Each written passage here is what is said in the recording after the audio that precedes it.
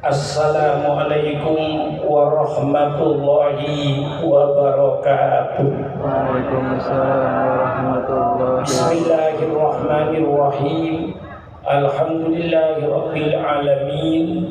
Wassalatu wassalamu ala ashrafil anbiya'i wal mursalin, sayyidina wa habibina wa syafi'ina wa maulana Muhammad wa ala alihi wa ashabihi ajma'in.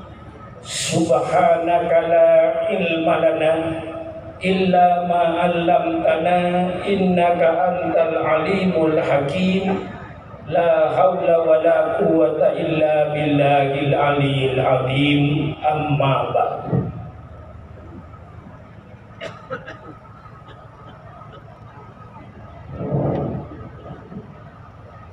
Para alim ulama yang saya muliakan, wabil khusus pengasuh pondok pesantren Asy-Syirohiyah beserta seluruh jajarannya yang saya muliakan, Al-Mukarram Sultan Syarif Mahmud beserta Ustadz Damanhuri selaku pimpinan dari Muslim Dayak Kalimantan. Terlebih dahulu saya juga menyampaikan ucapan terima kasih yang setinggi-tingginya. Hadirin dan hadirat sekalian yang berbahagia, marilah terlebih dahulu kita memanjatkan puji dan syukur kehadirat Allah Subhanahu wa taala. Pada malam hari ini kita dapat berkumpul bersama-sama di pondok pesantren Asy-Syirohiyah ini dalam rangka penutupan akhir tahun. Tadi dengan santri-santri yang berprestasi sebagai ukurannya, maka kepada anak-anak pun yang mendapatkan prestasi ini, terjunlah kau di tengah-tengah masyarakat, jadilah kau khairun nasi anfa'uhum linnas, sebagus-bagus manusia yang memberikan manfaat kepada manusia. Keberadaanmu di tengah-tengah masyarakat itu ada manfaatnya apa tidak? Kau nanti terjun di tengah-tengah masyarakat, kau belum berbuat apa-apa, maka jangan minta apa-apa, tidak akan diapa-apakan karena engkau belum apa-apa. Berbuat terlebih dahulu kepada umat, berjasalah, jangan minta jasa. Itu jadikan pedoman olehmu seluruhnya. Jangan minta jasa, tapi hendaknya berjasalah. Jangan minta dihargai, tapi hargailah orang lain. Jangan minta dihormati, tapi hormatilah orang lain. Jangan minta jasa, tapi tidak kau menjadi orang-orang yang berjasa di tengah-tengah masyarakat. Yang dihargai oleh masyarakat amal perbuatanmu. Ilmu yang tidak diamalkan tentu tidak ada manfaatnya. Maka seluruhnya anak-anakku yang berprestasi dan semua para ulama ini harus maju tampil untuk menampakkan ajaran Islam itu di tengah-tengah masyarakat. Iklankan syariat Islam ini sehingga mereka kenal dengan syariat Islam. Mereka tidak kenal dengan Islam karena tidak tahu, karena tidak kenal. Tidak cinta pada Islam karena tidak kenal kepada Islam. Saya yakin seandainya mereka kenal Islam, apa itu Islam, pasti mereka akan senang kepada Islam. Agama Islam yang diturunkan oleh Allah Subhanahu wa taala ke bumi ini, Allah tidak menurunkan agama lain selain agama Islam. Hanya agama Islamlah yang diturunkan oleh Allah Subhanahu wa taala. semenjak penciptaan Adam alaihissalam. Wa idh qala rabbuka lil malaikati inni ja'ilun fil ardi khalifah. Tatkala Allah menyampaikan kepada para malaikat bahwa saya akan membuat seorang khalifah, pelaksana hukum Allah, pelaksana syariat Allah, itu namanya khalifatullah, wakil Allah. Bukan mewakili Allah untuk menjadi pelaksana hukum-hukum Allah. Akan menciptakan khalifah yang akan menjadi pelaksana syariat Allah di permukaan ini, ialah manusia Nabi Adam dengan keturunannya.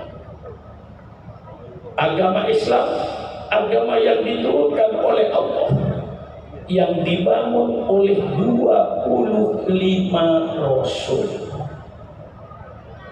Jangan salah sangka kalau siapa yang membangun Islam.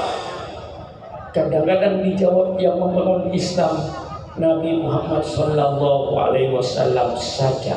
Itu tidak benar. Jawaban yang benar, siapa yang membangun Islam? Yang membangun Islam itu 25 Rasul. Bahwa Islam itu dibangun sejak Nabi Adam alaihissalam. Itu yang membangun Islam yang pertama. Dilanjut oleh para nabi. Nabi sebagai nabi yang terakhir. Sehingga dalam kitab Sahih Muslim, dalam bab Muhammad Khatamun Nabiyyin, Rasulullah sallallahu alaihi wasallam bersabda, "Mathali wa mathalul anbiya min qabli kamathali man bana baitan wa ana akhir man wada'a lillahi." Perumpamaan saya dan nabi-nabi sebelum saya ibaratkan orang yang membangun sebuah rumah. Saya, kata Rasulullah, datang yang terakhir, meletakkan batu yang terakhir, pertanda bahwa pembangunan agama Allah sudah selesai. Nabi Muhammad tidak membawa agama baru, nabi penyempurna.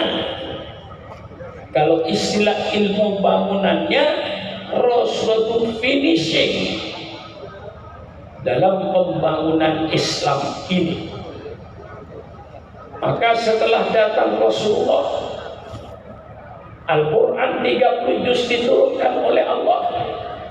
Allah yang memproklamirkan, Allah yang menyampaikan, yang mendeklarasikan. Apa firman Allah dalam Al-Quran? Al-yawma akmaltu lakum dinakum wa atmamtu alaikum nikmati wa raditu lakumul Islam madina.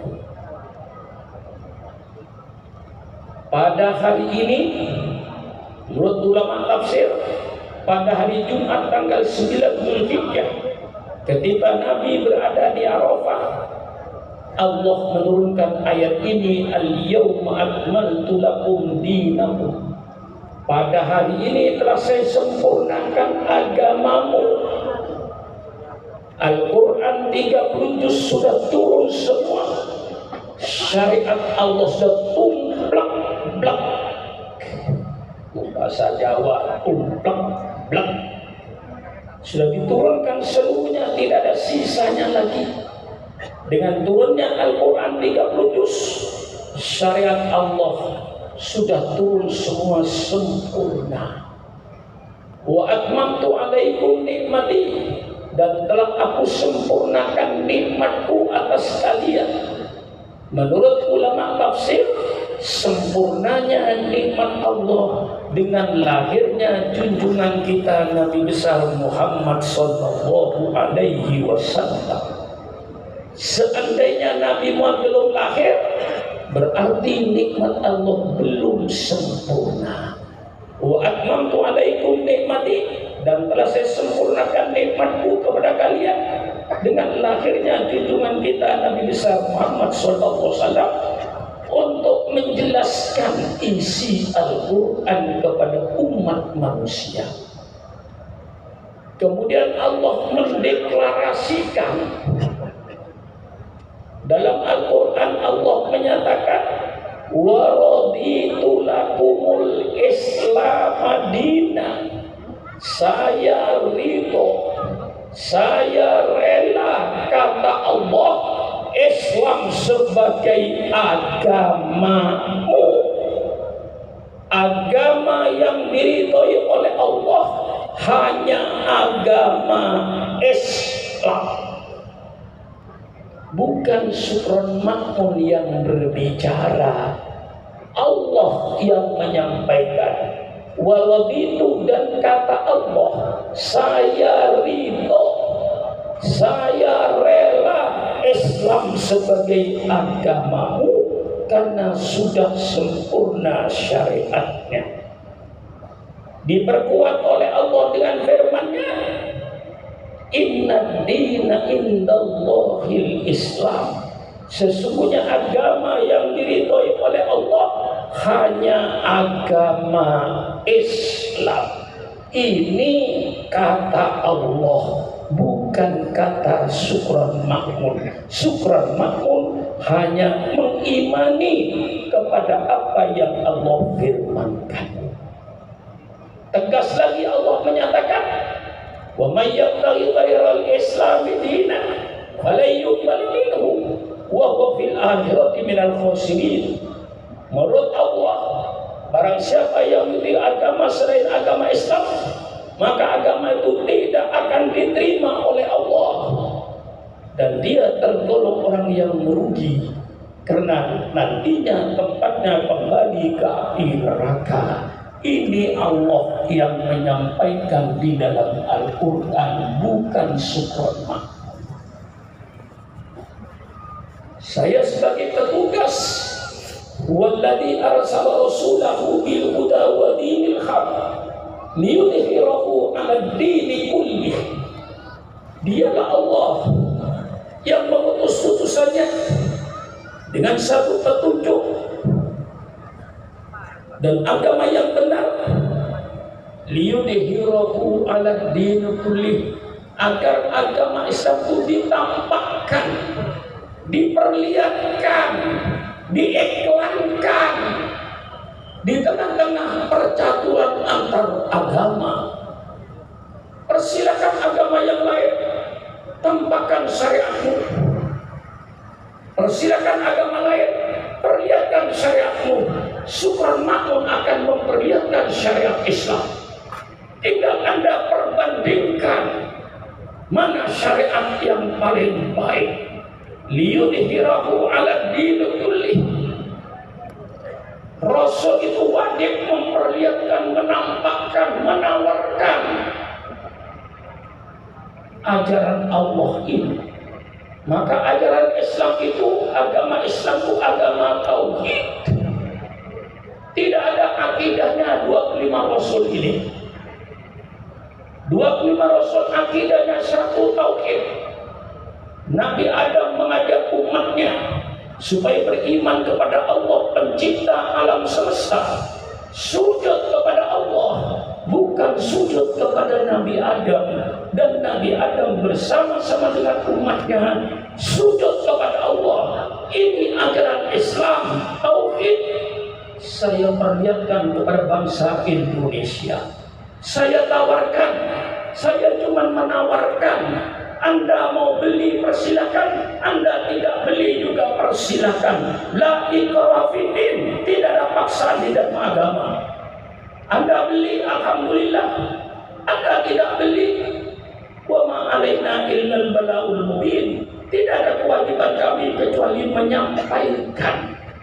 Ini kami sampaikan akidah Islamiyah, di mana akidah Islamiyah cuma kenal dua, satu khalik, satu makhluk. Khalik adalah pencipta, selain pencipta itu namanya makhluk. Jangan menyamakan penciptanya dengan yang diciptakan. Itu namanya syirik. Syirik itu musuh Allah, dosa yang tidak dimaafkan oleh Allah. Mengapa? Karena menyamakan makhluknya dengan penciptanya. Siapa dia yang marah? Kalau Anda tahu tukang kayu bikin us, lalu saudara samakan tukang kayu dengan usi, pasti tukang kayunya marah. Tukang jahit bikin celana, bikin baju, lalu saudara katakan, hai tukang jahit, engkau sama dengan celana, pasti tukang jahitnya marah. Selain Allah namanya makhluk. Jangan menyembah makhluk yang disebut oleh pencipta. Jangan menyembah matahari, sembahlah yang bikin matahari. Jangan menyembah bulan, sembahlah yang menciptakan bulan. Jangan menyembah bintang, sembahlah yang bikin bintang. Jangan menyembah manusia berbentuk apapun saja. Manusia itu makhluk Allah, sembahlah yang bikin manusia. Akidah dalam Islam tauhid. Ini yang saya tawarkan kepada bangsa Indonesia. Kau mau beli bangsa Indonesia, terima kasih. Kau tidak mau beli, subhanallah, tidak sakit hati. La ikrafitin fatabayyana rusdu min awwal. Ini Islam. Datang Nabi Nuh, seruannya sama. Nabi Nuh mengajak umatnya beriman kepada Allah Subhanahu wa Ta'ala, sujud kepada Allah pencipta alam semesta, bukan sujud kepada Nabi Nuh. Dan Nabi Nuh bersama-sama dengan umatnya sujud kepada Allah. Tauhid Islam. Datang Nabi Ibrahim. Nabi Ibrahim itu pun sama. Nabi Ibrahim mengajak umatnya beriman kepada Allah, sujud kepada Allah, bukan sujud kepada Nabi Ibrahim. Nabi Ibrahim ciptaan Allah, dan Nabi Ibrahim bersama-sama dengan umatnya sujud kepada Allah Subhanahu wa Ta'ala. Datang Nabi Musa, seruannya tidak berbeda. Nabi Musa mengajak umatnya beriman kepada Allah, sujud kepada Allah, bukan sujud kepada Nabi Musa. Dan Nabi Musa bersama-sama dengan umatnya sujud kepada Allah. Datang Nabi Isa, Ibnu Maryam, Ibnu Imran. Itu dalam Al-Quran, Nabi Isa itu anaknya Siti Maryam. Siti Maryam itu anaknya Imran, ibunya namanya Hannah. Jelas kalau di Quran itu siapa Nabi Isa itu. Nabi Isa mengajak umatnya supaya beriman kepada Allah pencipta alam semesta, sujud kepada Allah, bukan sujud kepada Nabi Isa. Dan Nabi Isa bersama-sama dengan umatnya sujud kepada Allah. Islam, tauhid. Datang Nabi Muhammad sallallahu alaihi wasallam. Nabi seruannya sama dengan seruan Nabi Isa Yesus Kristus, sama dengan seruan Nabi Musa, sama dengan seruan Nabi Ibrahim, sama dengan seruan Nabi-Nabi sebelumnya.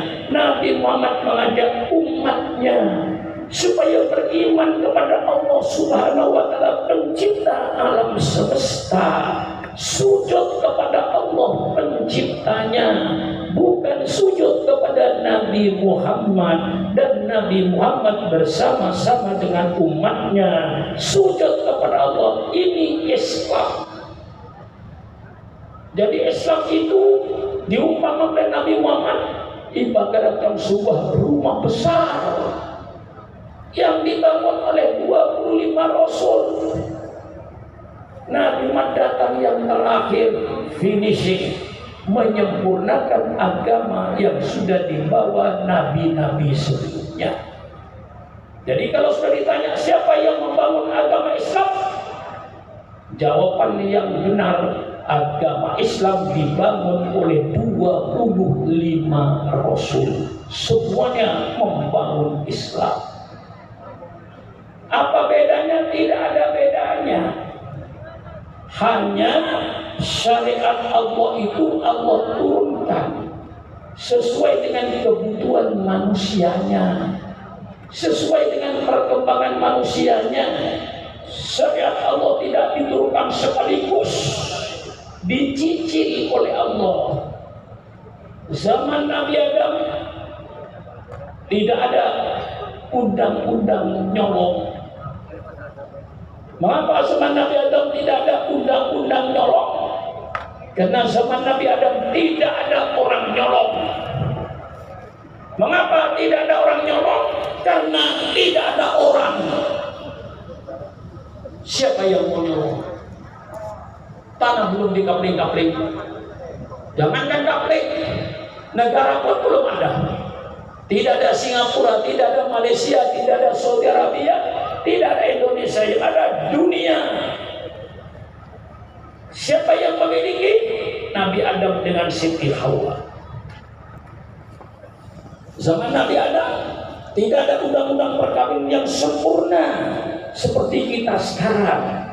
Ada calon pengantin, ada yang mengawinkan walinya, ada akad nikahnya, ada maharnya, ada saksi yang menyaksikan sahnya perkawinan. Mengapa zaman Nabi Adam tidak ada undang-undang perkawinan yang sempurna? Karena zaman Nabi Adam tidak ada orang kawin. Mengapa tidak ada orang kawin? Tidak ada orang. Siapa yang menjadi besan? Mau jadi besannya Nabi Adam? Tidak ada orang. Dikasih kemudahan oleh Allah. Kakak kandung kawin dengan adik kandung kawin dengan kakak kandung. Kalau di Pontianak ada orang mau kawin dengan adik kandungnya karena cantik, orang itu salah lahir. Mesti lahirnya zaman Nabi Adam dulu. Datang Nabi Nuh disempurnakan, datang Nabi Ibrahim disempurnakan, datang Nabi Daud disempurnakan dengan kitab Zaburnya, datang Nabi Musa disempurnakan dengan kitab Tauratnya, datang Nabi Isa disempurnakan dengan kitab Injilnya. Maka bagi umat Islam wajib menghormati 25 Rasul dan wajib meyakini kitab-kitab suci yang diturunkan kepada beliau. Tapi yang kita yakini kitab suci yang mana? Yang asli. Bukan kitab yang ada sekarang Zabur, Taurat, Injil, Bible, tidak. Yang kami percaya kitab Zabur yang mana? Yang firman Allah, yang Allah berikan kepada Nabi Daud untuk disampaikan kepada umatnya, dan tidak ada perkataan Nabi Daud dalam kitab Zabur, dan tidak ada perkataan pendeta-pendeta dalam kitab Zabur.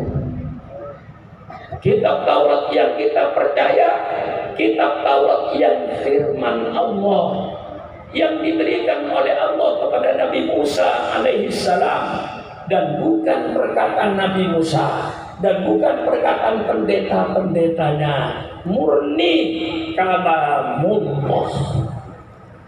Kita percaya pada kitab Injil.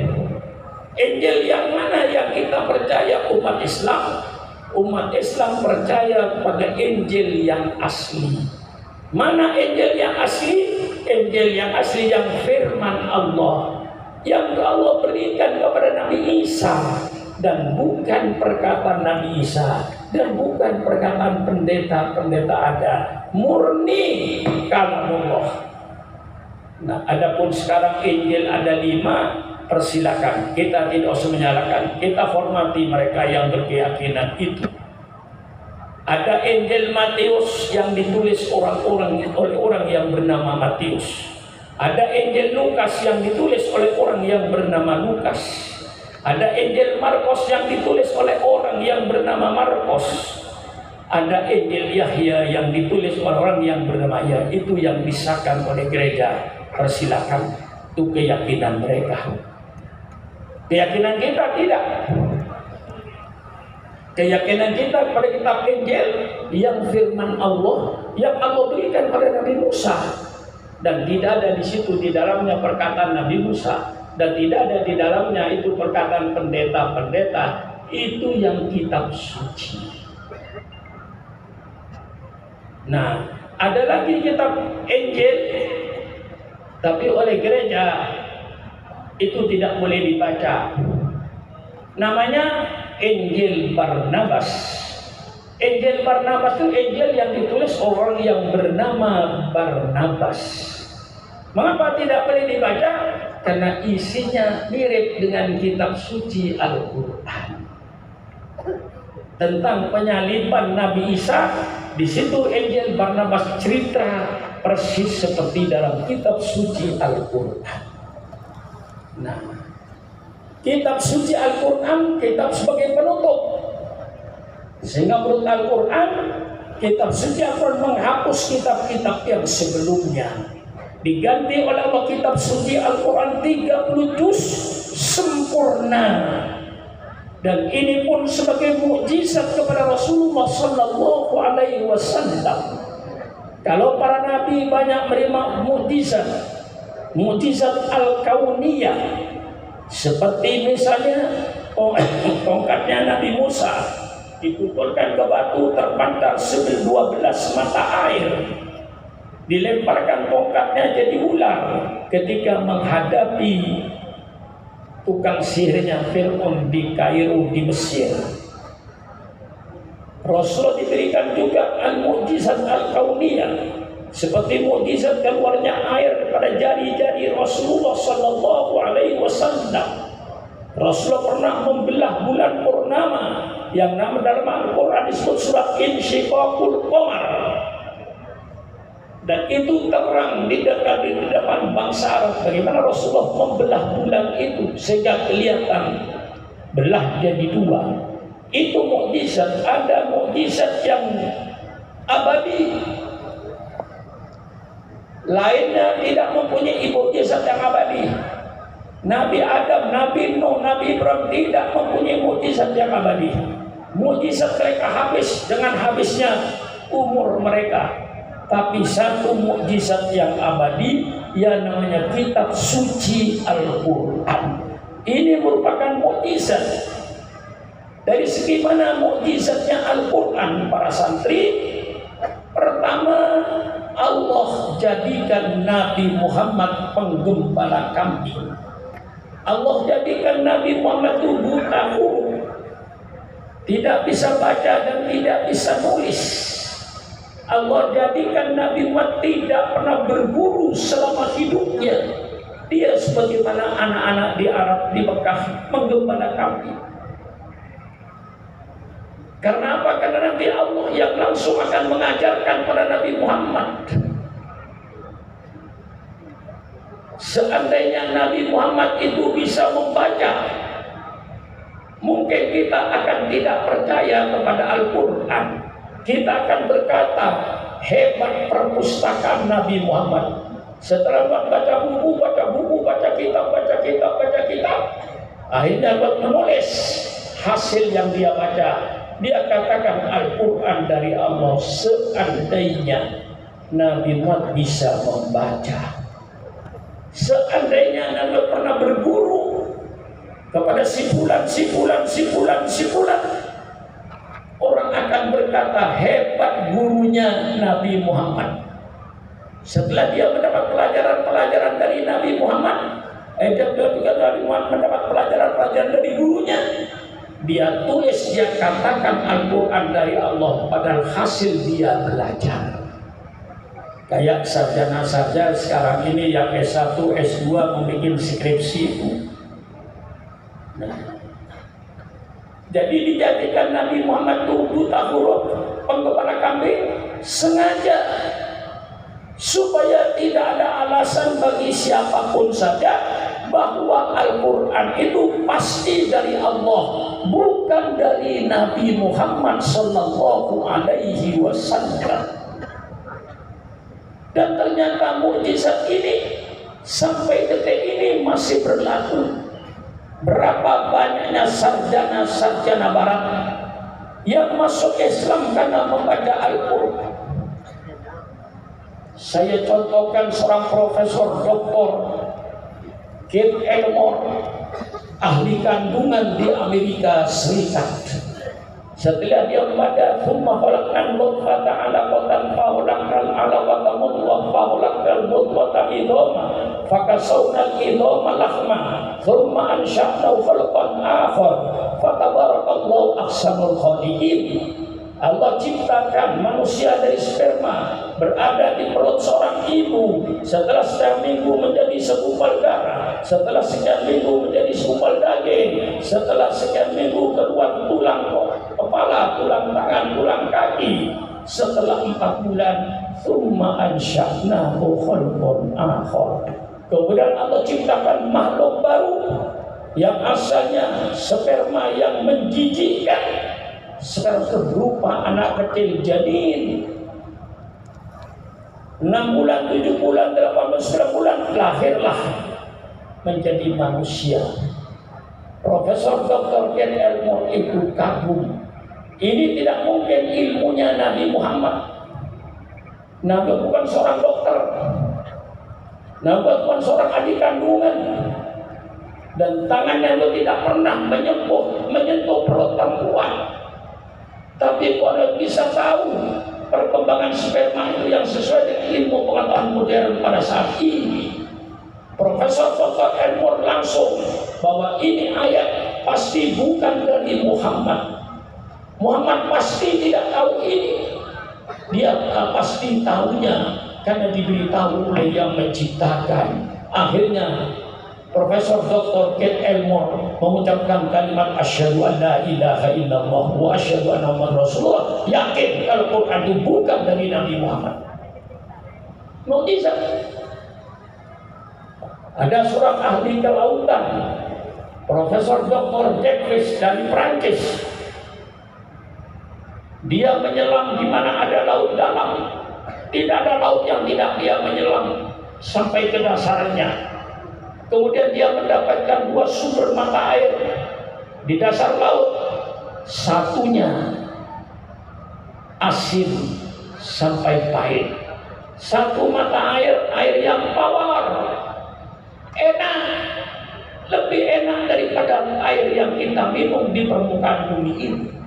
Kedua air itu tidak bercampur, walaupun digoyang oleh arus, tetap berpisah air ini.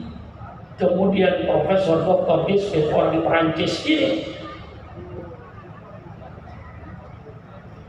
dia naik ketemu dengan mahasiswa di Kairo menurut setengah riwayat. Kemudian mahasiswa ini mengatakan, itu semua apa yang kau jumpai di dasar laut di Quran sudah ada. Huwallazi marajal bahraini hada adkhul furat wa hada mil'un wa ja'ala bainahuma barzakhan. Dialah Allah yang menciptakan 2 air laut ini asin, ini tawar, dan seolah-olah dikasih dinding oleh Allah sehingga tidak bercampur 2 air ini. Subhanallah. Nabi Muhammad tidak pernah mandi di laut. Nabi Muhammad tidak pernah terjun ke dalam laut. Tapi dalam Al-Quran Allah menyatakan huwallazi marajal bahraini hada adkhul furat wa hada mil'un ujad. Subhanallah, subhanallah. Jeffries yakin bahwa Nabi Muhammad tidak pernah nyelam ke laut, mandi di laut pun tidak. Kok bisa tahu ini? Pasti Quran ini bukan dari Muhammad, kata dia, karena belum Islam. Kalau Islam beda Nabi dia. Pasti Islam itu bukan, Quran ini bukan dari Muhammad. Ini pasti datang dari pencipta alam semesta. Nah, Muhammad dikasih tahu oleh penciptanya. Dia yakin kalau Al-Quran bukan dari Nabi Muhammad. Wakil Quran itu dari Allah Subhanahu wa ta'ala. Kalau saya ceritakan orang-orang barat yang masuk Islam karena Al-Quran, puluhan bangsa barat Sekarang ini yang masuk Islam berbondong-bondong karena membaca Al-Quran ini. Seorang profesor Dr. Hasid dari Vietnam, dia masuk Islam, ketika dia membaca kullama nabidat juluduhum baddalnahum juludan ghairaha yadrukul adab. Tatkala kulit manusia diadab oleh Allah di neraka habis terbakar semua habis, Allah ganti dengan kulit yang baru. Mengapa Allah ganti dengan kulit yang baru? Karena kalau tidak diganti dengan kulit yang baru, api neraka sudah tidak panas. Karena alat rasa, ya, maka ketika dioperasi indranya itu tidak difungsikan oleh dokter. Kok Najwa tahu kalau indra ini adanya di kulit? Sehingga kalau kulitnya habis, api neraka tidak panas. Merasa panas karena di kulit ada indra, ada alat perasa. Maka ini ketika operasi tidak difungsikan oleh dokter. Sebab perempuan yang dibelah perutnya karena mengeluarkan bayinya tidak terasa. Kok bisa tahu Muhammad ini?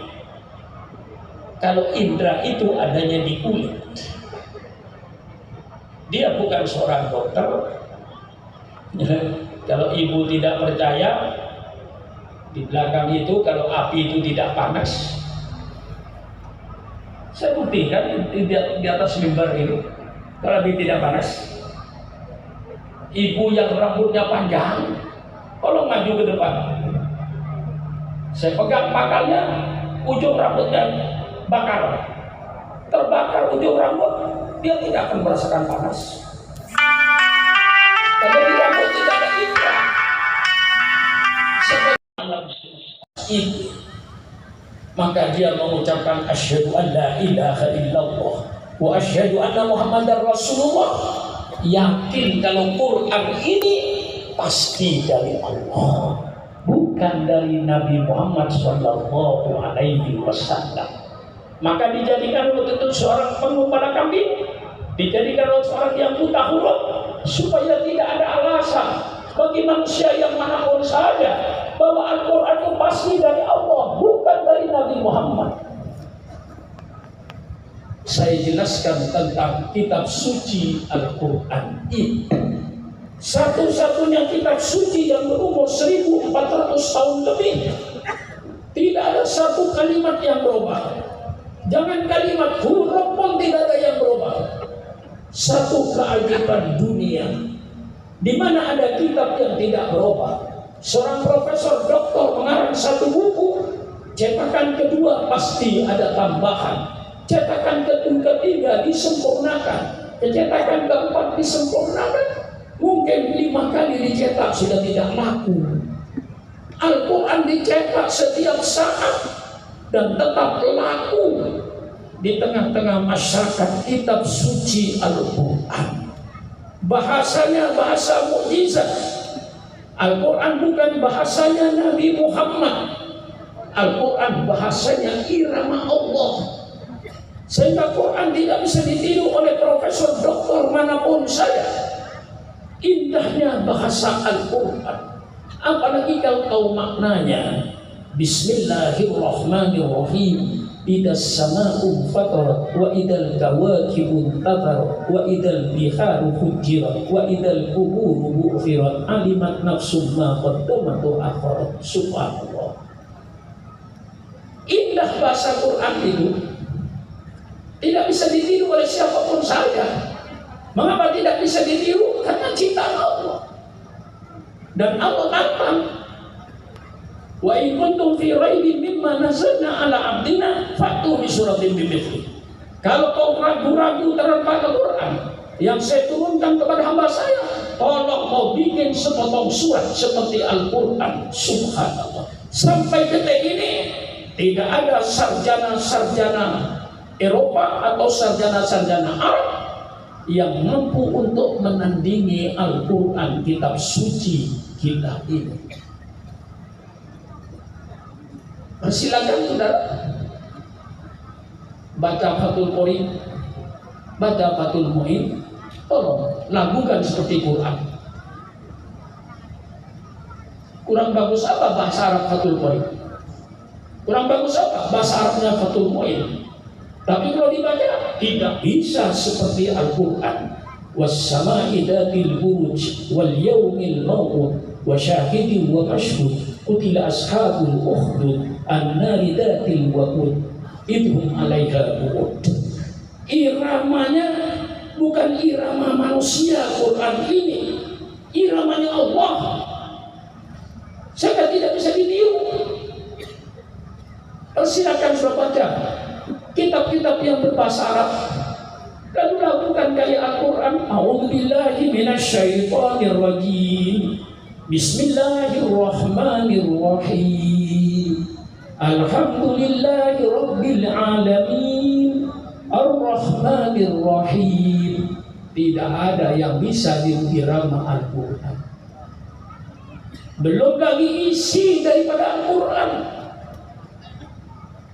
Apa saja di Quran ada. Karena Al-Quran itu merupakan kitab suci sebagai petunjuk hidup. Tidak ada alasan bagi manusia manapun saja, kalau mereka beriman kepada Allah Subhanahu wa ta'ala, untuk tidak percaya kepada Al-Quran. Kalau Al-Mukarram Syarif Mahmud membeli mobil Mercedes, pasti dikasih buku petunjuk namanya buku Mercedes. Kalau yang terhormat Al-Ustaz Damanhuri membeli mobil Avanza atau Innova atau mobil BMW, pasti diberi buku. Dari mana buku ini datangnya? Dari yang bikin BMW. Kalau sudah membeli Toyota baru, pasti sudah dikasih buku. Siapa yang menekan buku? Yang bikin Toyota. Jangan coba-coba saudara memperbaiki mobil Toyota dengan petunjuk Mercedes. Jangan coba-coba Anda memperbaiki mobil Mercedes dengan petunjuk Toyota. Minta petunjuk sama yang bikin. Kalau kau punya mobil Mercedes, minta petunjuk sama yang bikin Mercedes. Pakai buku Mercedes. Kalau kamu punya mobil BMW, mau memperbaiki mobil BMW, jangan minta petunjuk sama Toyota. Bukan Toyota yang bikin BMW, minta petunjuk sama yang bikin BMW. Allah Subhanahu wa ta'ala menciptakan langit dan bumi. Allah ciptakan manusianya. Kemudian untuk memperbaiki langit dan bumi dan untuk memberi manusianya, Allah keluarkan kitab suci Al-Quran yang datang dari penciptanya. Tidak ada alasan untuk memperbaiki manusia. Minta petunjuk sama Amerika, minta petunjuk sama Cina, minta petunjuk sama Rusia. Bukan mereka yang bikin manusia, Allah yang bikin manusia. Kembalikan kepada Al-Quran.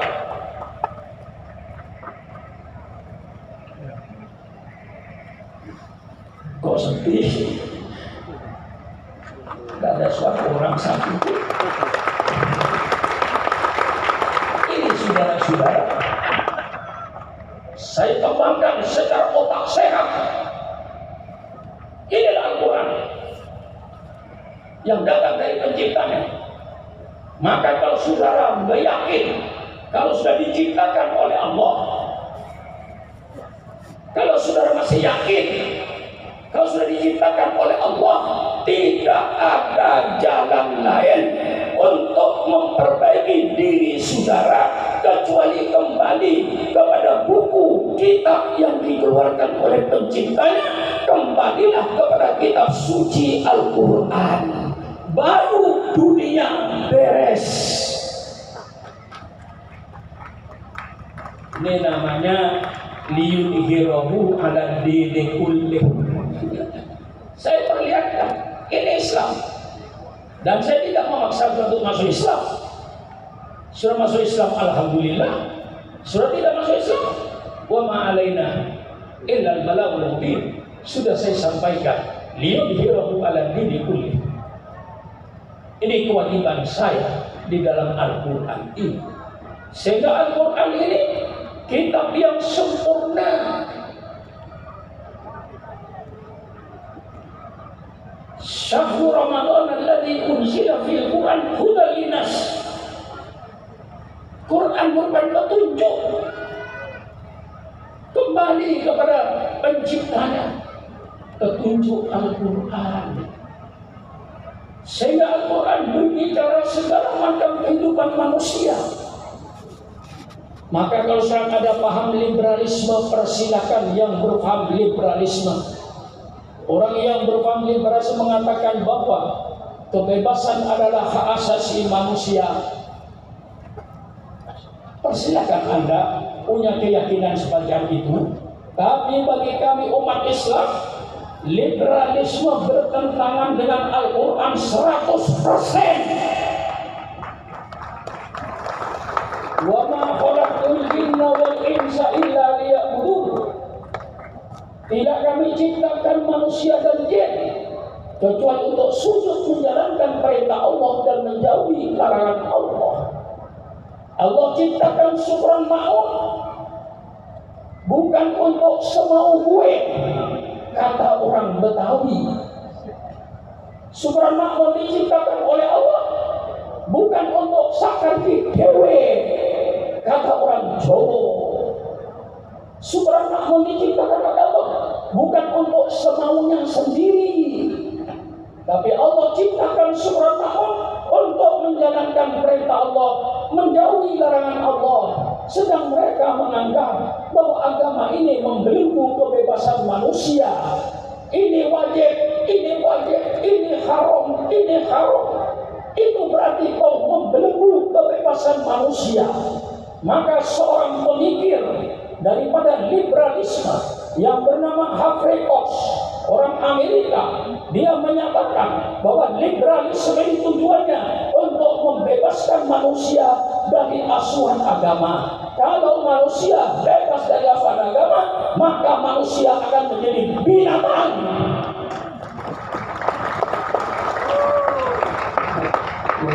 Ya, saya sudah umur 82 tahun, ngerti Pak. Sudah gak ada harapan lagi di depan saya, itu jadi kuburan. Kalau saya masih muda, mungkin masih banyak harapan saya. Ya mungkin harapan jadi ini, jadi ini, jadi ini, jadi ini, jadi ini. Nanti saya begini, begini, begini, begini. Sekarang sudah tidak ada harapan saya lagi. Harapan hidup saya sudah selesai. Tinggal nunggu kuburan. Oleh sebab itu saya ungkapkan ajaran Islam yang sempurna ini. Mulai rumah tangga diatur oleh Islam dengan akad nikah yang sah. Kemudian memberikan petunjuk mengapa Islam berbicara soal rumah tangga. Islam bicara soal rumah tangga supaya anggota rumah tangga yang namanya suami berakhlak Al-Quran, yang namanya istri berakhlak Al-Quran, yang namanya anak berakhlak Al-Quran, yang namanya pembantu rumah tangga juga berakhlak Al-Quran. Innama bu'ithtu liutammima makarimal akhlak. Maka Islam memberikan petunjuk, wa ashiruhunna bil ma'ruf. Hai suami-suami, pergaulan istrimu itu dengan baik. Pergaul istri dengan lemah lembut. Pergaul istri itu dengan sopan. Rasul tidak pernah menghargai istri, dan Rasul tidak pernah mencela masakan. Kalau menyakiti istrinya, mencela masakan itu berarti menyakiti istri. Rasul tidak pernah mencela masakan. Rasul tidak pernah menghargai istrinya. Rasulullah menjalankan akhlak Al-Quran. Maka ketika Siti Aisyah ditanya, "Hai Aisyah, tolong ceritakan akhlak Rasulullah kayak apa?" Siti Aisyah langsung menjawab, "Wa kana khuluquhul Qur'an." Adalah akhlak Rasulullah, akhlak Al-Quran. Istri berbakti sama suami. Subhanallah. Anak sayang orang tua kasih sayang sama anak. Laisa minna man lam yuqir kabirana wa la yarham saghirana. Tidak termasuk golonganku. Tidak terganggu, tidak ada, biasa itu. Bukan bom. Mungkin agak panas itu.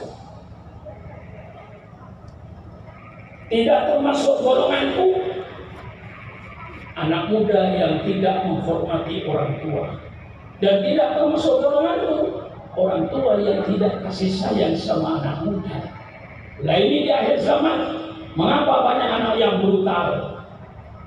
Karena anak sekarang banyak tidak mendapat kasih sayang orang tua. Orang tuanya sibuk, anaknya umur 3 tahun masih tidur, bapaknya sudah pergi. Bapaknya datang, anaknya sudah tidur jam 9 malam. Anak tidak pernah mendapat ciuman si ayah. Anak tidak pernah mendapat ciuman si ibu. Sedangkan anak memerlukan ciuman ayah. Anak perlu ciuman ibu yang umur 2 tahun, 3 tahun, 4 tahun, 5 tahun. Sangat membutuhkan ciuman. Jangan disangka orang tua itu sudah cukup baik. Kalau sepatunya dibeliin, SPP-nya dibayarkan, uang jajan dikasih. Ya itu kebutuhan jasmani, tapi kebutuhan rohani anak sekali banyak yang tidak terlayani. Karena bapaknya sibuk dengan ibunya sibuk cari duit. Coba lihat negara tetangga itu di Singapura. Pagi-pagi jam 7, semua ibu hanya menitipkan anaknya di panti asuhan anak. Dikata ini anak muslim, jangan dikasih yang haram, baik. 12 jam berada di panti asuhan, tidak mendapat kasih sayang orang tua. Bagaimana kasih sayang? Orang di panti asuhan tidak sama dengan orang tua. Sore diambil, jam 8 tidur, tidak mendapat kasih sayang dari kedua orang tuanya. Akhirnya anak, begitu orang tuanya sudah umur 65 tahun, dibalas oleh anaknya. Kalau saya dulu mau masukkan panti asuhan, ketika saya umur 2 tahun, 3 tahun, sekarang kau saya balas, saya masukkan kau ke pantian jombo. Orang tua di Singapura itu umur 65 tahun, dianggap mengganggu rumah tangga, tidak ada guna. Karena mengganggu rumah tangga, titipkan lagi ke panti asuhan jombo. Subhanallah, tidak ada birrul walidaini, tidak ada rasa berbakti orang tua, itu tidak ada. Dalam hadis Rasulullah, kalau seorang anak menjumpai orang tuanya tua, tidak masuk surga kecuali ketika terlaluan anak ini. Meski dia masuk surga dengan adanya orang tua yang tua, dia berbakti pada kedua orang tuanya. Alhamdulillah, fabi nikmati rabbika hadis. Ketika saya sakit, masya Allah, anak saya serduknya bukan main. Yang cari ini, cari ini, cari ini, cari ini, cari yang tidak saya suruh. Sehingga saya turun ke rumah sakit, di kamar saya, masya Allah, terjadi perubahan 100%. Ini berubah, kamar mandi saya berubah, ini berubah, ada kursi ini, ada kursi ini, ada kursi ini. Berebut anak saya untuk menyenangkan saya ketika keluar dari rumah sakit. Alhamdulillah. Mengapa? Ketika kecil saya cium. Kemana saya bawa? Nah, ini rumah tangga Islam. Nah, kalau seandainya syariat Islam dijalankan oleh seluruh umat Islam, pemerintah tidak perlu mengadakan lembaga perlindungan atau perlindungan kekerasan rumah tangga. Tidak ada dalam Islam kekerasan rumah tangga itu. Yang ada kekerasan rumah tangga karena tidak mengerti Islam. Seorang suami yang mengerti Islam, seorang istri yang mengerti Islam, Seorang anak yang mengerti Islam pasti berbakti pada kedua orang tuanya. Tidak ada kekerasan anak.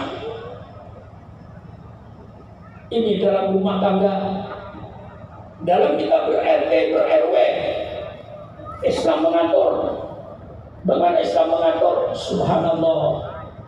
Maka yu'minu billahi wal yawmil akhir falyukrim jarahu. Barang siapa yang beriman kepada Allah dan hormati tetangga. RT dengan RT saling hormat menghormati, saling harga menghargai. Alangkah indahnya masyarakat Islami ini. Ini syariat Allah. Wala tajassasu. Dalam kau bermasyarakat jangan mencari-cari kesalahan orang. Dilarang oleh agama mencari-cari kesalahan orang. Tapi kalau Anda mendapat kesalahan, baru ada nahi mungkar dengan sopan, tidak dengan kekerasan. Subhanallah. Fabima rahmatin minallahi linta lahum walau kunta faddan walidan qalbi lam faddu min hawlik. Kalau seandainya engkau Muhammad tidak lemah lembut kepada rakyatmu, engkau berlagak keras berhati kasar, pasti rakyatmu akan bubar menjauhi engkau seluruhnya. Islam, seorang pemimpin harus lemah lembut dengan rakyatnya, bukan pemimpin menantang rakyatnya. Kalau ada pemerintah pemimpin menentang rakyatnya, itu tidak sesuai dengan Islam. Rakyat apa ditantang? Polisi kagak punya, tentara kagak punya, pistol kagak punya, yang punya pisau dapur. Walaupun tafaddan walidan wabilam fatu milan. Seorang pemimpin lemah lembut, ini yang dianjurkan oleh Islam. Fabima rahmatin minallahi linta lahum walaupun tafaddan walidan qalbi lam fatu min hawli. Fa'fu anhum wastaghfir lahum wasawirhum fil amri fa idza azamta fatawakkal 'ala Allah. Ini akhlak yang ditanamkan oleh Islam. Tidak ada kekerasan dalam Islam itu. Teroris itu bukan ajaran Islam. Tidak ada ajaran Islam. Suruh meledakkan bom di tengah-tengah hotel, meledakkan bom di tengah-tengah pasar. Siapa yang mati? Yang mati orang yang tak berdosa. Tidak ada itu dalam ajaran Islam. Kita diajarkan dengan lemah lembut.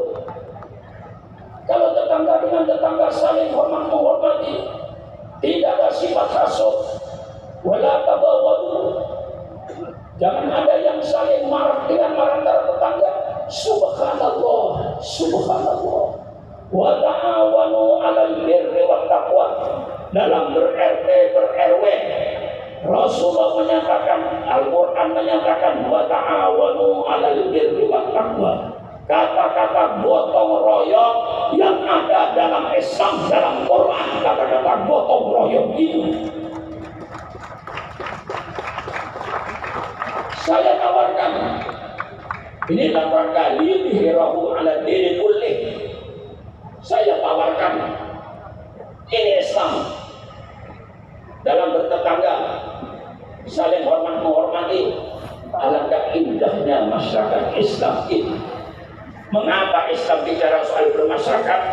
Supaya masyarakatnya di RT, di RW, akhlaknya akhlak yang sopan, akhlak yang baik, akhlak yang mulia. Bukan dengki mendengki, bukan hasut menghasut, bukan fitnah memfitnah. Itu semuanya ajaran yang dikutuk oleh Islam. Habis-habisan malam ini, belum tentu tahun depan saudara ketemu saya.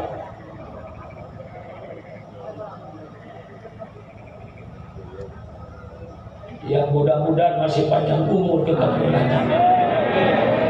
Hanya Allah yang tahu umur. Nah ini saya sampaikan kepada saudara. Alangkah indahnya masyarakat yang dibentuk oleh Islam. Ahum yaksimuna rahmat rabbi. Nahnu qasamna bainahum ma'isyatahum fil hayatid dunya. Wa rafa'na ba'dahum fawqa ba'din darajat. Lihat tahida ba'dhum ba'dha sukhriya. Apakah mereka yang membagi rahmat Allah? Apakah ulama yang bagi rahmat Allah? Tidak. Apakah pemerintah yang bagi rahmat Allah? Tidak. Allah katakan, nahnu qasamna bainahum ma'isyatahum fil ardh. Kami, kata Allah, yang membagi-bagi kehidupan mereka di dunia, dan kami bagi tidak sama. Ada kaya, ada tidak kaya, ada berilmu, ada tidak berilmu. Sengaja Allah bikin pembagiannya tidak sama. Mengapa tidak sama?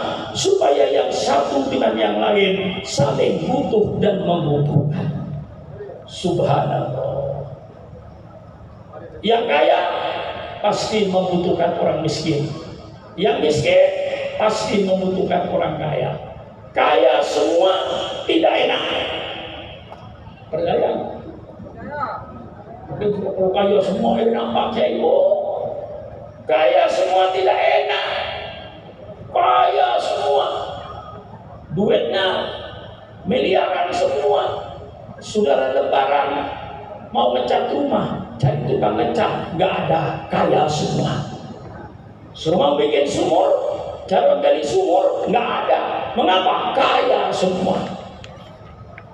Contohnya Timur Tengah, mencari tukang cuci piring, carinya ke Madura, cari ke Lombok, cari ke Banjarmasin, dinaikkan kapal terbang, turun di Jeddah, cuci piring. Mereka kaya semua. Sampai menjadi tukang cuci piring di negerinya kagak ada. Di Emirat Arab menjadi tukang cuci piring kagak ada. Kaya semua. Untuk masih ada orang Indonesia yang tidak kaya. Maksudnya Indonesia kaya juga. Ya sudah, biar kaya cuci piring sendiri, biar kaya cat rumahnya sendiri.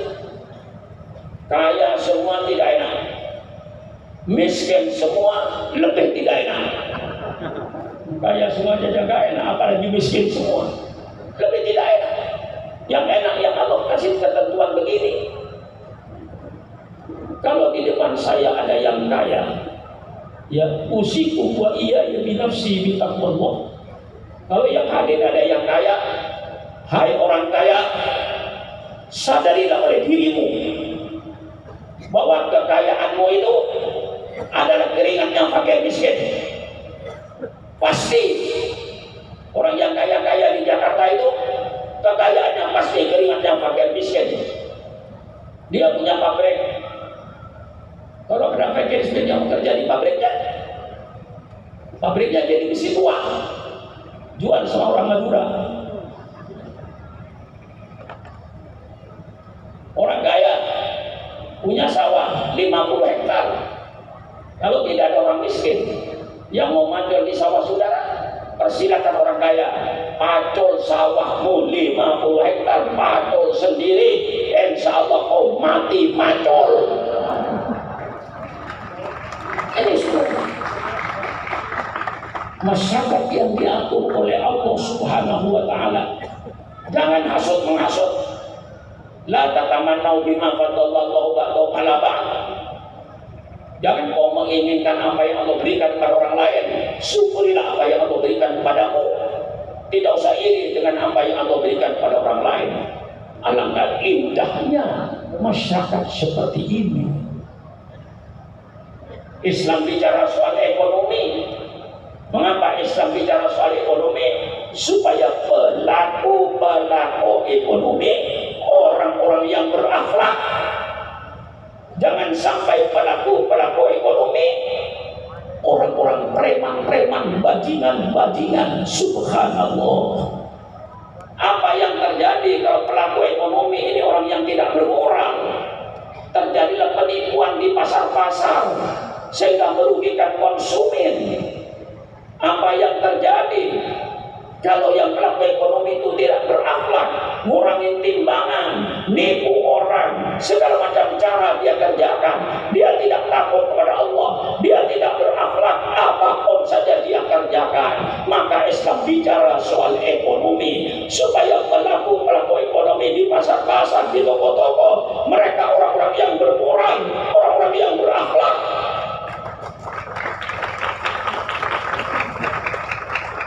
Gimana? Mantap. Hah? Jelas keterangan saya ini? Jelas keterangan saya ini? Kenapa? Islam bicara soal ekonomi. Siapa bilang Islam tidak bicara soal ekonomi? Itu menunjukkan kebodohan dia terhadap Islam.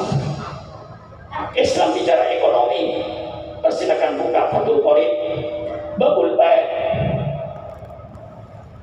Mulai babul Bai', babul syirkah, babul hawalah. Ada yang membaca babul hiwalah, babul qarad, ada yang baca babul qirat. Itu semuanya ekonomi Islam. Siapa bilang Islam tidak bicara ekonomi? Kecuali orang-orang yang bodoh Islam. Islam bicara ekonomi. Sekarang teknologi canggih. Dalam teknologi canggih sekarang apa yang terjadi?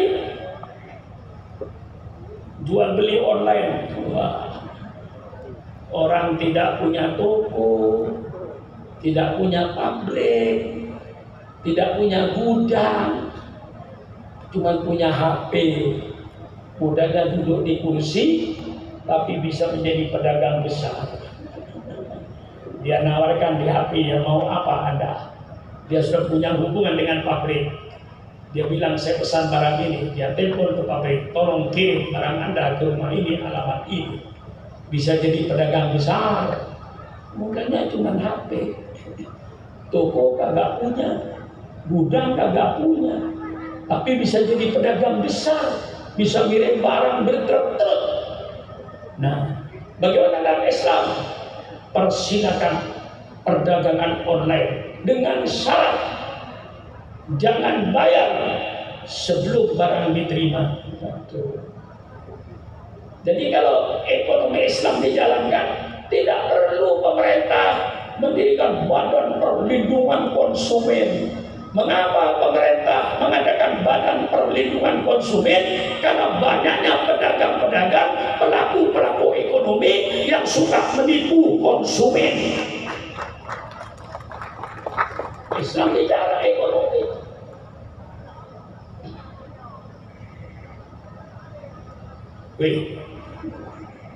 Terakhir, bukan berarti selesai.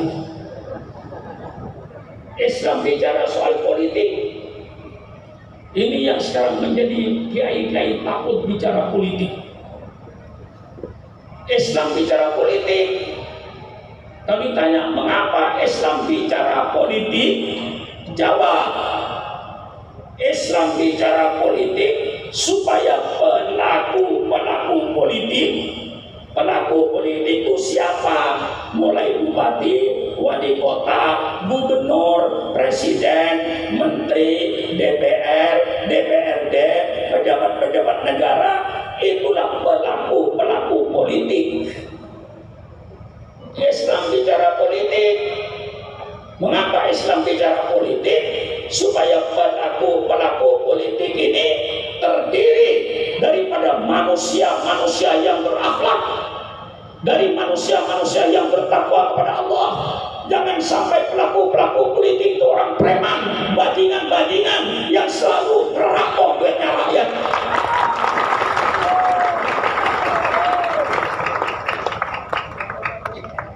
Ini sebabnya Islam bicara politik, supaya pelaku politiknya berakhlak, bermoral, sehingga tidak menipu. Kiai Maskur dulu Menteri Agama zaman Bung Karno dan pernah jadi ketua DPR MPR, cerita sama saya. Dulu zaman Belanda, kiai dilarang bicara politik. Kitab-kitab yang berbau politik pun disensor oleh Belanda. Seperti Al-Ahkam As-Sultaniyah Imam Mawardi, Al-Ahkam As-Sultaniyah Abi Umar Ibu Ya'da, Fiqhud Daulah, itu dilarang oleh Belanda masuk ke Indonesia. Sampai kata beliau, sampai kitab Idotun Nasiin itu dilarang masuk di Indonesia dan dilarang dibaca di pesantren. Karena itu membangkitkan semangat generasi muda. Dulu yang melarang kiai bicara politik di majelis taklim, di pengajian-pengajian dilarang bicara politik, itu dulu yang melarang sekarang karena Belanda ingin menguasai Indonesia terus. Kalau kiainya bicara politik, Belanda nanti terancam. Maka tidak boleh bicara politik.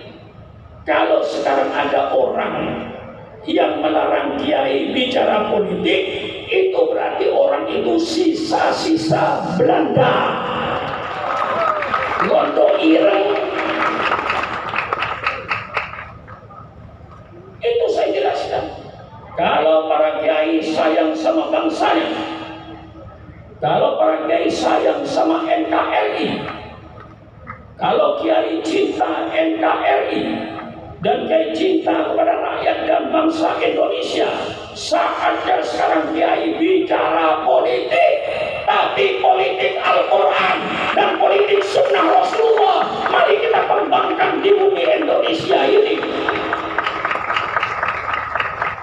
Jangan politik seperti sekarang ini, politik duet.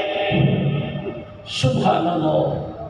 Dari rusaknya bangsa Indonesia bukan memilih pemimpin yang sidik amanat tabligh, tapi memilih pemimpin-pemimpin yang bagi-bagi duit. Betul apa tidak? Betul apa tidak? Kalau ada pemimpin bagi duit, ambil duitnya, pemimpinnya jangan dipilih, biar kapok. Mari kita bicara jujur. Kasihan bangsa ini. Saya yang berdakwah mungkin sudah lebih 55 tahun saya pidato ini. Lebih 55 tahun saya pidato di Indonesia ini.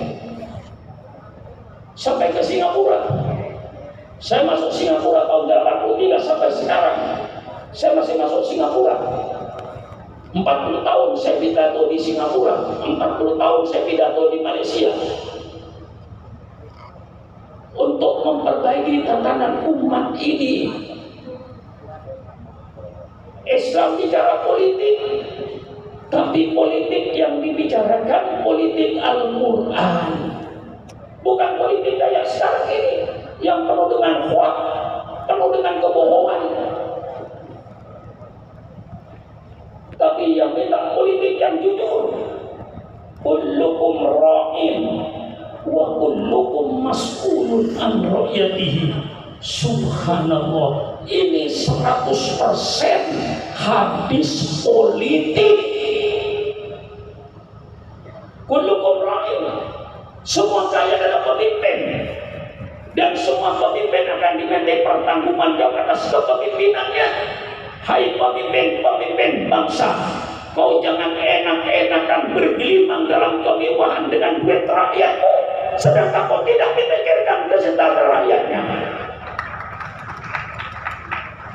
Dalam Islam tidak boleh seperti itu. Kullukum ra'in wa kullukum mas'ulun an ra'yatihi. Kalau pertanggungan dunia gampang, manusia bisa dibohongi. Asal laporannya bagus, formatnya bagus, kertasnya bagus, stempelnya bagus, isinya kebohongan. Tapi nanti pertemuannya di hadapan Allah tidak bisa dibohongi. Mestinya setiap pemimpin itu ingat, kullukum ra'in, setiap kalian adalah pemimpin. Wa mas'ulun an ra'yati, dan sepemimpin akan dimintai pertanggungan jawab nanti di padang mahsyar atas kepemimpinannya. Maka pemimpin-pemimpin bangsa, kau boleh pilih mau masuk surga dengan kepemimpinanmu atau kau mau masuk neraka dengan kepemimpinanmu. Kau jadi pemimpin, memimpinkan kepentingan rakyatnya, memikirkan kesejahteraan rakyatnya. Kau jadi pemimpin bertindak dengan adil. Jangan karena benci dimasukkan penjara, karena cinta walaupun keliru dimaafkan. Itu pemimpin tidak adil. Pemimpin harus adil. Itu dalam Islam. Masya Allah.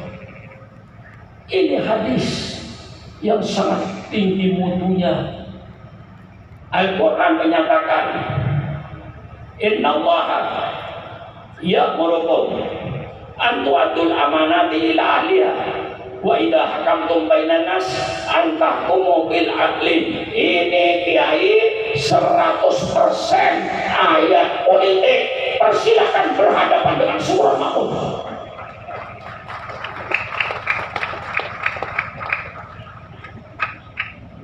Mari, ini ayat politik begitu indah. Innallaha ya'murukum an tu'addul amanati ila ahliha. Sesuatu menyuruh kalian untuk menyerahkan amanah, menyerahkan kepercayaan ini kepada ahlinya. Di dalam tafsir, di dalam keterangan ayat ini Rasulullah menjelaskan. Apa kata Rasulullah? Menafsirkan ayat ini Rasulullah, dan tafsir yang paling tepat hanya tafsirnya Rasulullah. Apa kata Rasulullah? Idza tuyatil amanatu fantadisa. Apabila kepercayaan sudah hilang di tengah-tengah bangsa itu, rakyat tidak percaya sesama rakyatnya, rakyat tidak percaya sama pemimpinnya, pemimpinnya tidak percaya kepada rakyatnya. Kalau idza tuyatul amanati fantadisa, kalau di antara masyarakat sudah hilang kepercayaan, tunggulah hancurnya negara itu. Rasulullah ditanya, wa kaifa itu'atuha ya Rasulullah? Bagaimana hilangnya kepercayaan Rasulullah? Bagaimana hilangnya amanah Rasulullah? Kok bisa hilang amanah Rasulullah?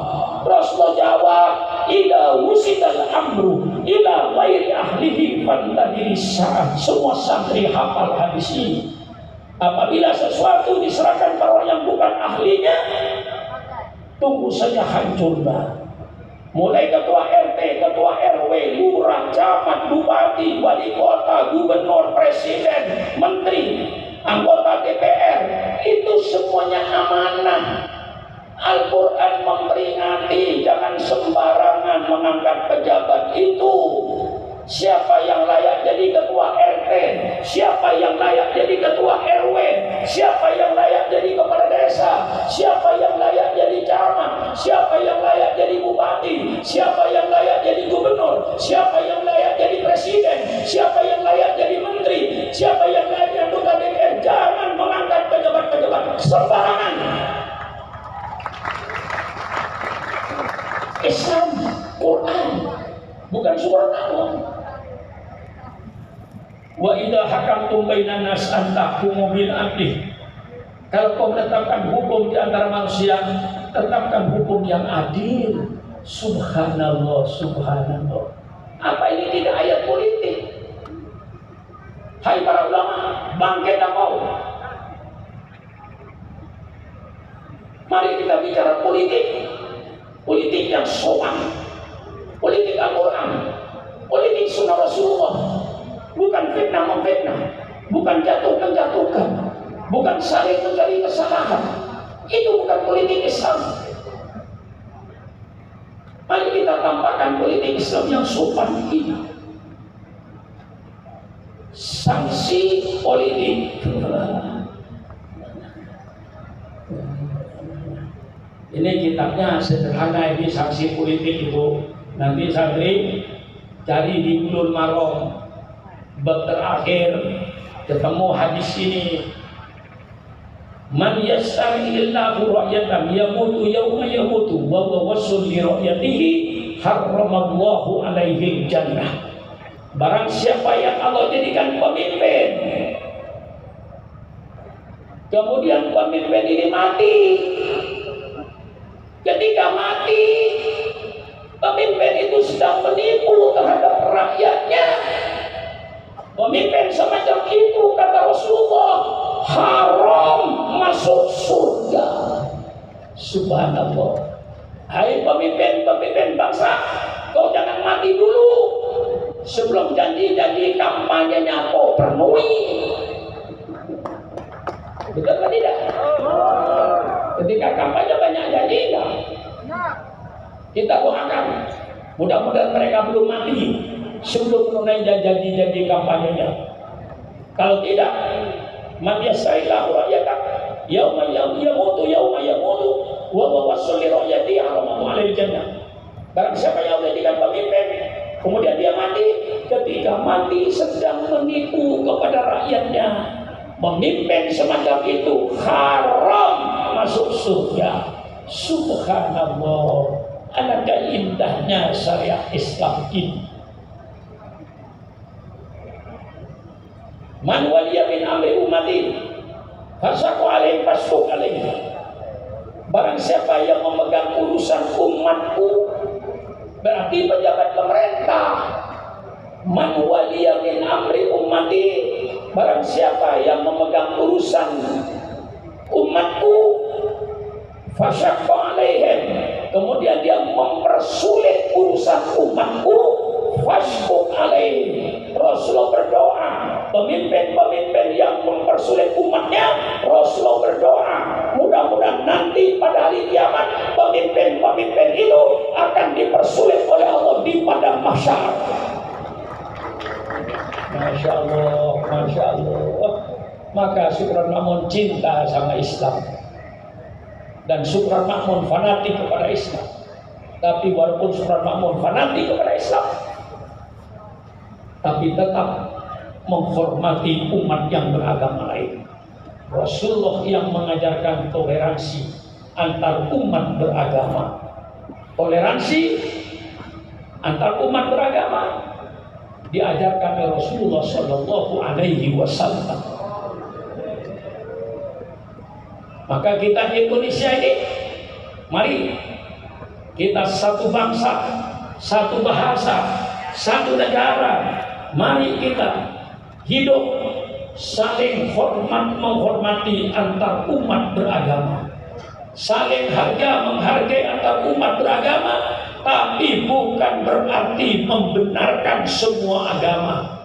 Membenarkan semua agama murtad. Ini sekarang ini kita digiring untuk membenarkan semua agama. Semua agama benar, semua umat beragama masuk surga. Subhanallah, subhanallah. Yang sholat subuh masuk surga, yang tidak sholat subuh masuk surga juga. Surganya sama. Hai anak muda, milih mana kau? Kau nggak jawab? Yang puasa masuk surga, yang tidak puasa Ramadan masuk surga. Surganya sama. Milih yang mana?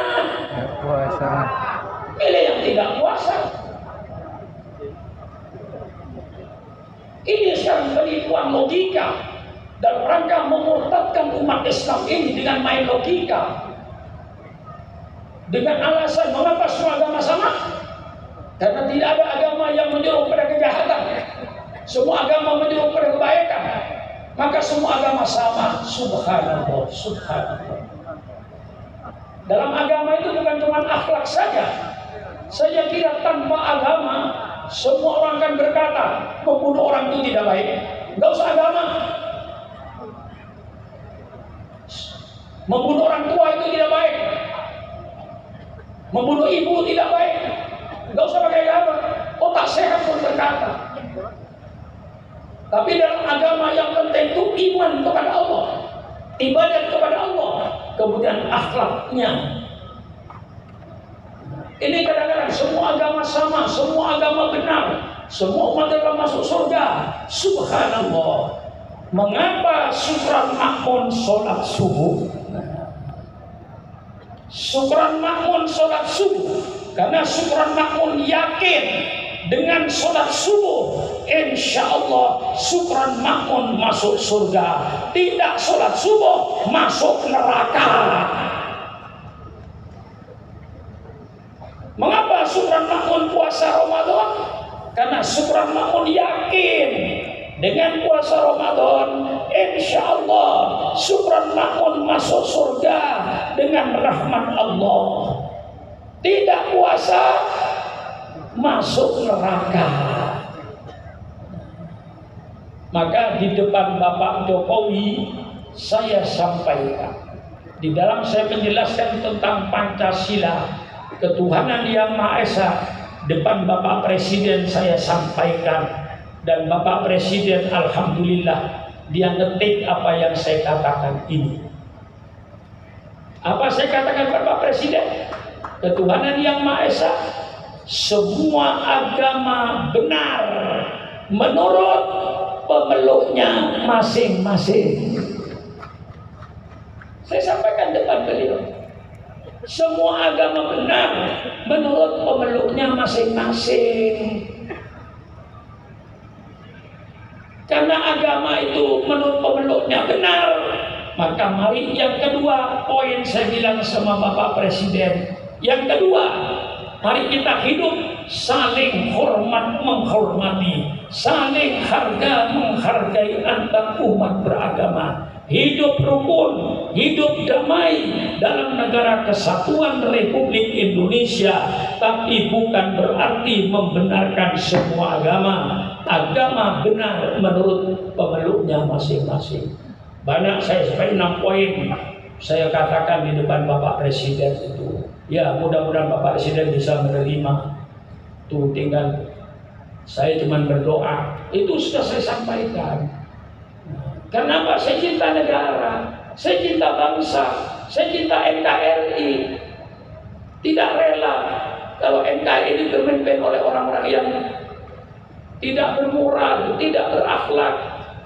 Bagaimana saya tidak sedih? Ya Allah, pemilihan umum biayanya triliunan. Kemudian kita pilih pemimpin-pemimpin kita, rakyat tunduk memilih. Dipilih oleh rakyat, setelah itu digaji puluhan juta. Ada yang gajinya sampai 100 juta, ada yang gajinya lebih dari 100 juta. Bahasa Jone kok yoteko, sudah dikasih gaji gede, dipilih oleh rakyatnya, kok masih tega ngerampok duit rakyat. Dan di sini maka kita ulama harus bicara politik, supaya kita dalam politik Islam, pemimpin yang harus dipilih dalam Islam, pemimpin sidik, amanah, tabligh, fatona, pemimpin yang jujur. Itu yang kita pilih, bukan yang bagi-bagi duit. Pilih pemimpin yang amanah, yang terpercaya, bukan pemimpin penipu. Pilih pemimpin yang tabligh, pemimpin yang menyampaikan kebenaran, bukan menyampaikan kebohongan-kebohongan. Pilih pemimpin yang fatona, pemimpin yang cerdas. Mengapa memilih pemimpin yang cerdas? Kalau rakyat sulit, pemimpinnya cerdas, insya Allah rakyat bisa keluar dari kesulitan. Tapi kalau pemimpinnya tidak cerdas, rakyatnya sulit, pemimpinnya tidak bisa mengeluarkan rakyat dari kesulitan, rakyatnya tetap sulit sampai hari kiamat. Ini dalam Islam prinsipnya, sidik, amanah, tabligh, fatona. Ini serang hilang semua, ganti dengan duit. Siapa yang bagi-bagi duit, itulah yang dipilih. Kalau tidak percaya, kalau dekat pemilihan umum, tanya sama rakyat di bawah. Bu, siapa yang mau dipilih? Pak, siapa yang dipilih?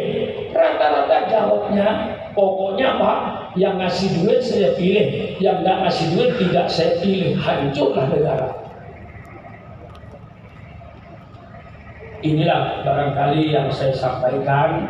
Ya, sudah cukup panjang lebar, dan saya sudah ngotot dalam keadaan saya ya, kesehatan belum pulih 100%. Waktu itu saya jatuh habis mandi hari Sabtu, kemudian saya tidak bisa bangun karena yang terpukul ini pangkal paha saya ini, yang bulat itu kayak unde-unde itu rupanya retak. Istilah dokter ini sudah keropos Pak Kiai. Kalaupun saya paksakan dipakai, saya ikat dengan kawat, tapi mungkin 2-3 tahun belum pulih. Pak Kiai harus pakai roda. Nah, tapi kalau saya ganti Pak Kiai, ini yang asli saya ambil, kemudian saya ganti dengan spare part bikinan Jerman. Nah, insya Allah bisa kembali, karena beberapa dokter yang ahli jantung, ahli paru-paru, ahli ginjal, semuanya termasuk yang ahli gula darah, yang ahli darah tinggi, semuanya kumpul 5-6 dokter memutuskan tindakannya operasi ganti spare part.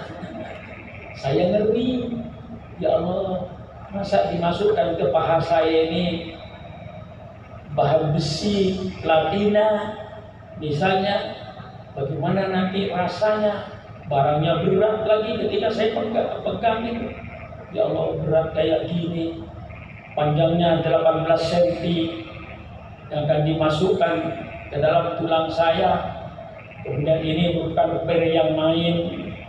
Nah sekarang saya tuh goyang gini ini sudah bukan tulang yang asli, sudah per bikinan Jerman ini. Ya tapi alhamdulillah yang dikatakan dokter itu malah saya alhamdulillah lebih cepat. Dokter berkata 15 Februari Pak Cai periksa, mungkin waktu itu copot tonggak. Ternyata saya pulang dari rumah sakit, tidak hitungan minggu, hanya hitungan hari saya bisa turun dari tempat tidur, tapi tidak bisa balik. Hitungan hari saya bisa turun, saya bisa balik ke tempat tidur, saya bisa ke kamar mandi sendiri. Cuman pakai tongkat yang kakinya 4, bukan tongkat kaki 2, tongkatnya kakinya 4. Gitu. Saya pakai mungkin sekitar 1 minggu, lalu saya robah pakai 1 tongkat. Pakai 1 tongkat, alhamdulillah tidak hitung bulan, hitung hari saya lepas. Akhir Januari saya sudah tidak pakai tongkat. Saya datang ke dokter, alhamdulillah saya tidak pakai tongkat. Dokter tanya, loh, nggak pakai tongkat? Pakai? Enggak, kata saya, sudah enak, saya mulai akhir Januari sudah nggak pakai tongkat. Loh, nggak pakai tongkat? Iya. Nah sekarang diperiksa lagi dokter, difoto lagi, lalu kata dokter sudah pakai, nggak ada perubahan tempatnya. Nanti 6 bulan lagi ketemu saya, kata dokter itu. Nanti 6 bulan lagi saya harus ketemu dia untuk diperiksa kembali, takut ada perubahan-perubahan. Jadi saya masih hati-hati, jalan hati-hati, walaupun sudah bisa melangkah. Waktu itu saya berpikir, ya Allah, kalau nasib saya ini diakhiri dengan hidup di atas kursi roda, saya terima ya Allah. Nikmat-Mu 82 tahun kepada saya. Kalau seandainya umur saya 100 tahun, cuma 18 tahun saya hidup di atas roda misalnya. Tapi ya alhamdulillah, semuanya biqudratillah wa iradatihi, saya bisa kembali walaupun belum 100% atas doanya kawan-kawan saya, kenalan saya, para ulama, para habaib. Alhamdulillah saya bisa kembali seperti malam ini. Maka saya dengan kesyukuran kepada Allah tidak ada lagi, ya Allah, perpanjang umur saya kontrak dengan Kau hanya untuk membela agama. Tidak ada lagi harapan saya jadi menteri juga tidak, jadi DPR juga tidak, jadi bupati juga tidak, jadi apapun sudah tidak, sudah selesai, saya sudah tamat. Saya berkhutbah Jumat mulai istana, mulai Istiqlal sampai ke kampung, sudah cukup. Saya berdakwah dari Sabang sampai Merauke Irian. Saya berdakwah di seluruh negara-negara ASEAN.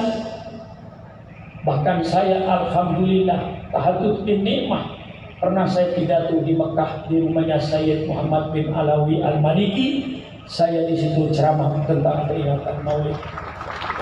Alhamdulillah pada waktu itu. Jadi saya sudah terima, mungkin minggu depan saya masih akan periksa mata saya karena kena katarak yang sebelah kanan, yang sebelah kiri bagus. Ya manutlah, saya terima semuanya itu. Kenapa?